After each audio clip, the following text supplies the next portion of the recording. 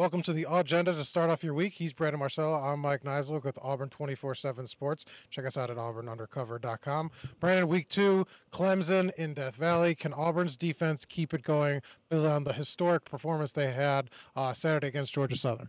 I don't know if he can match what Auburn did. Obviously, it's taken them 31 years, 32 years to do what they did, holding Georgia Southern to 78 yards. But I do think this Auburn defense is legit. It's a top 10 to top 15 defense this season.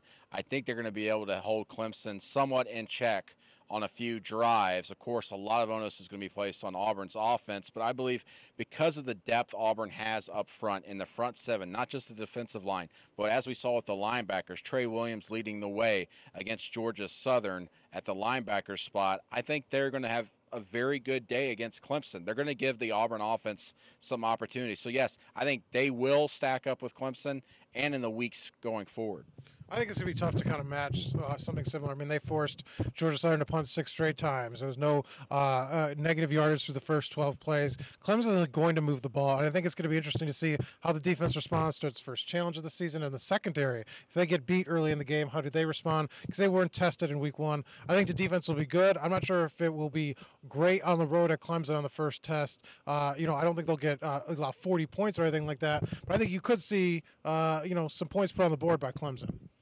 Yeah, I think it's possible. I think that, like I said, puts the onus on Auburn's offense. So I think the defense is going to step up and get some key stops. They are built like that. They should be able to do that. They did it last season against Clemson, and a lot of the returning pieces are back for Auburn. And, of course, I think they're deeper than they have been on defense in the Gus Malzahn era. So I think they should be able to get some stops against this Clemson offense, as powerful as it is. So bonus question, over under 3 touchdowns allowed for Auburn's defense? I'm going to say just over as of right now. My initial prediction was 21 points, but I think I might go a little over at this point after watching Clemson in their season opener.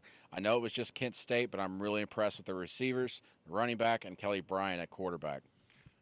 It feels like one of those where you can push it. At 3 sounds about right, and then maybe a field goal or 2. Yeah. But I'm going to go over just because I think Clemson's going to get theirs. I think it's going to be a game where the defense is going to need to make some plays. And I think they can to help Auburn win this game. But I think points are going to be put on the board this weekend. I just don't think they're going to be able to pitch a shutout or do what they did last year, especially playing on the road, because that's kind of the difference from last year. Fans aren't going to be there to support them like they were at Jordan-Hare Stadium, sold out in prime time. So I think it'll be a little more difficult. That's the agenda to start out your week. He's again Brandon Marcello. I'm Mike Niziolek. We'll see you tomorrow.